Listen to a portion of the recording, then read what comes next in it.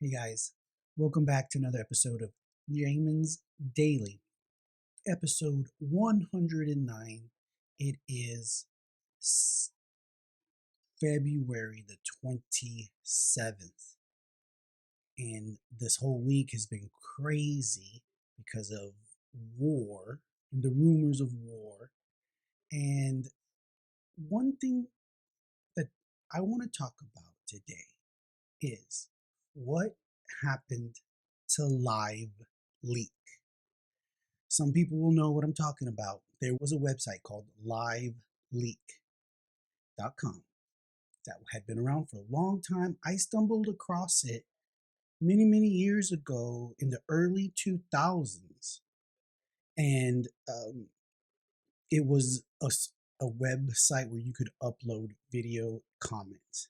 And so it had Liveleak's claim to fame was just it had unfiltered, just raw, uncut, and all across the spectrum. But they had many and just hours of footage of war footage from the Iraq War, Syria, even Russian wars in Chechnya.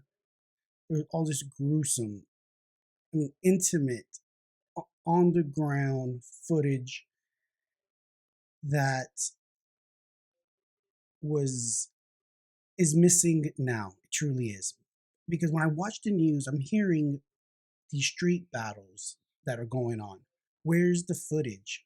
These I have seen in the past where the jihadis and those with them, they're capturing all this on cell phones. Someone's there capturing it. Where is that within this conflict? And I believe it's because it's just not being uploaded. It's not being broadcast. It's getting uploaded. Someone's taking it, but they used to be able to put it up to Liveleak. Now that's not the case. Where do they put it up? They put it up on Twitter or on Facebook. We know there's all types of censorship going on. So Liveleak had all kinds of footage, and even forget about the war. The reason why it's come across my mind now because you used to be able to rely and go there and look, and you would see all this stuff that you would not see on the regular news. I would remember seeing things on Liveleak several days before it would come up on national news. Somebody, it would be on Inside Edition. Some video from some country would finally make its way to Inside Edition, and they would cover it after I had already seen it 3 days ago on Liveleak.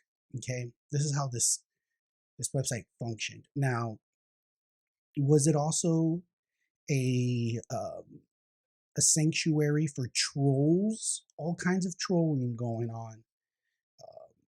That is that goes from the funny and the comical to the outrageous and downright, uh, disgusting. Think of any ism that you can imagine. It was there. But that's what comes with the terror. This is not a place for children. Okay, this is for adults. Okay, and at one point they made some strong, heavy-handed moderation changes where they're moderating content. They started saying they weren't going to show any some of the more gruesome types of videos. I mean, because we're talking about the raw footage of the aftermath of suicide bombings, decapitations, jihadis decapitating their enemies, all kinds of things like that they just didn't want to show anymore.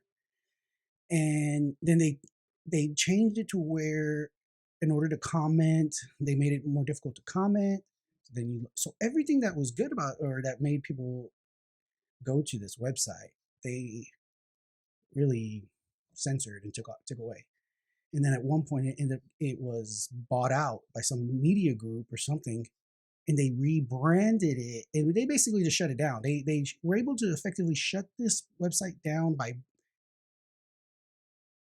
buying them out. It's just gone, and there is not any website now that is similar in the way that Liveleak used to be in uh, in the terms of just unfiltered, unedited, in the moment sometimes video being uploaded, and in a moment like now, with a war ongoing, waging like it is, you can't what you're seeing on CNN and Fox News and MSNBC, BBC, everything else.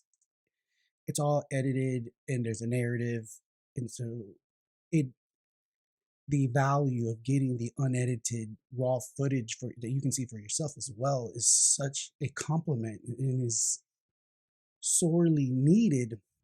And I feel like the power that be have effectively have taken measures to limit that because they know. Uh, and I haven't seen nowadays any website that would rival something like LiveLeak that was doing this. They've succumbed to all kinds of pressure to moderate themselves and censor themselves, and that's what you see what's happening. You can't get that kind of the internet used to be a wild west, and now I think it took about what 20 something years for ultimately at some point the powers that be, the large media conglomerates, are able to, if they didn't turn into them, if these early tech companies like Google, so if they turned into the enemy themselves, the multinational conglomerates, but the other sites that maybe are still on the periphery, eventually they get bought out. Especially if they don't, toe the line and want to fit in with the prevailing narrative and they want to do their own thing. They'll get pushed out, they'll get bought out, and then shut down. And what's going on is they're limiting the voices. They're limiting the voices, the power that podcasting, the power of just having a website and people being able to upload to it is really being what's the word? There's a pushback.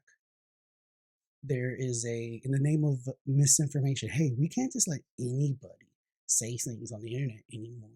We just can't let anybody upload stuff to the internet anymore because of misinformation. So we have to regulate that, putting all these barriers. And what's happening is, in the example that I'm giving now, is LiveLeak and war footage, unedited, in the moment war footage that you would be able to see if it wasn't for media companies shutting that down. How much do you think that traditional media is showing you of what they actually have? Think about that. When do you want for them to be able to choose what you see and what you don't see? Even especially because when consideration is given to this is public TV, they can't just show you anything. Do you not want to see it? Or certain things you don't want to see? You just want to out of sight, out of mind, I guess. But the fact of the matter is it should be there and people should be able to see it. And it's gone. I don't know where it's at. If you do, send me an email. I'd like to see some of this other than the same looping crap that you see on the internet, on TV. They show you the same, there's about 5 minutes of war footage that they're showing on a loop on TV right now, when I know there's so much more that it's just they're not showing us. So that's my take on that. Jaden's Daily. Remember, one of the reasons I was compelled, we started this podcast during the pandemic, and really just the whole on the wokeness and all kinds of things all converging together. And I was like, what am I doing? I don't want to protest. I do not want to go march on the street. That's not my style, right? Maybe I'm not saying I never would, but I haven't, right? What else can I do in terms of really pushing back on censorship, self-censorship, then media censorship in general, and corporate censorship, and just, well, how can I do that? Is what, by talking to myself, right? Coming out and saying things, putting myself out there to hopefully not be censored, but to push back, right? I'm not an activist. This is my way of contributing to free speech. And someone's calling me right at the end when I was trying to wrap it up. But until the next time, stick with us here, Jamin's Daily, and me, Jamin, because the best is yet to come.